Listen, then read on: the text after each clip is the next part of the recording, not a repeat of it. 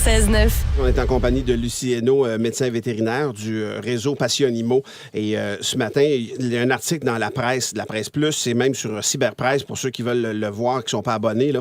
Il y a un dossier sur le métier de vétérinaire. Il y en a beaucoup qui en rêvent, je l'ai dit, mais on apprend que le taux de suicide chez les médecins vétérinaires est 3 fois plus élevé que dans la population québécoise. Et c'est pas juste au Québec, c'est vrai dans plusieurs pays. Exemple, le Royaume-Uni, là, c'est 4 fois plus élevé que dans le reste de la population. On dirait que vous avez pris la place des dentistes. C'est Billy qui soulevait ça, mais ça te surprend, cette nouvelle-là, ce matin? Non, on est très informés de ça. Le taux de suicide est élevé. On connaît tous des collègues qui se sont suicidés. Le taux de burn-out est très élevé aussi. Et là, on parle des médecins vétérinaires, mais c'est encore pire, je pense, avec les techniciennes en santé animale. Mais voyons donc. C'est très, très dur. La profession est malade. Ça me fait beaucoup de peine, moi, cet article-là. Ce constat-là. Les chiffres sont énormes, je trouve, alarmants, troublants aussi. Mais c'est justement quoi la réalité d'un vétérinaire? C'est quoi ces stress-là? Oui. On est des médecins. Hein? On est formés pour guérir notre patient et on a tous choisi ce métier-là pour guérir le patient. Et on fait face à tout ce qui est le service client, à tout ce qui est l'argent. C'est pas toujours facile. Les gens n'ont pas prévu cet argent-là pour soigner leurs animaux, mais surtout les euthanasies de convenance. Donc, moi, j'ai un patient devant moi.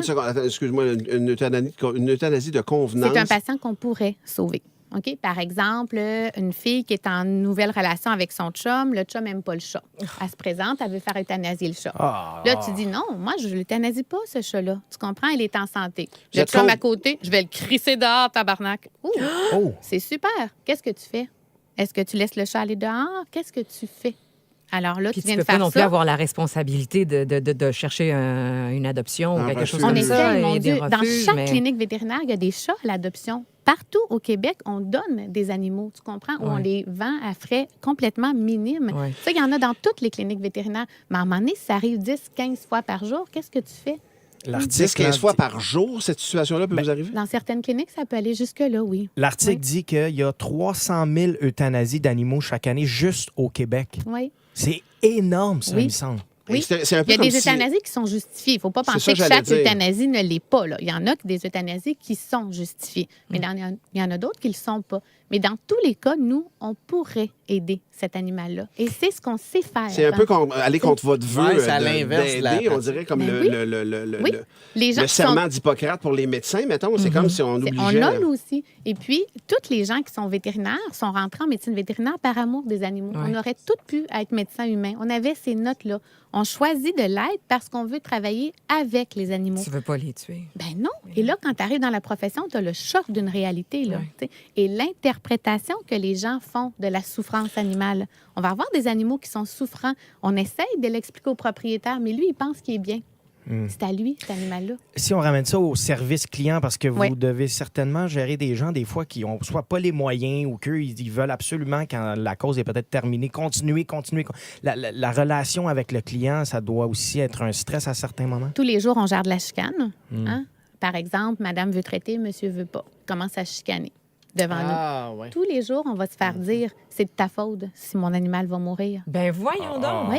Moi, mes animaux, moi, ils vont bien. Tu comprends? C'est difficile à prendre. Mais là, on en parle une fois comme ça. Mais si tu vis ça jour après jour, en région aussi, les vétérinaires sont isolés. On est régi, nous, par l'Ordre des médecins vétérinaires et obligés de donner un service d'urgence à nos clients.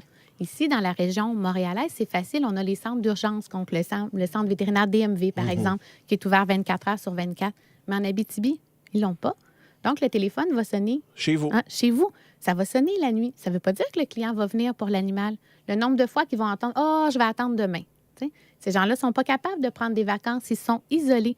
La médecine, c'est difficile aussi. Quand tu travailles toute seule, à qui tu demandes l'opinion? À quel collègue tu parles quand tu es toute seule dans ta clinique?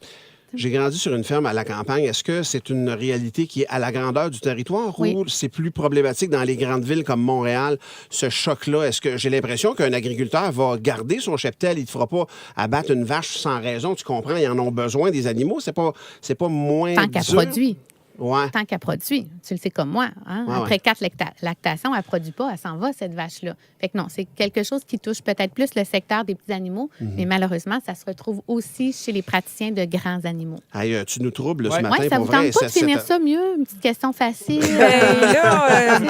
C'est quoi le nom le plus weird que tu as entendu? Elle n'est pas super, ta question. Le nom d'animal, mais qui se dit à la radio, mettons. Ouais, disons, j'en avais un qui s'appelait Sodomie. Pas super, hein? Voilà. En semaine, dès 5h25. 96.9.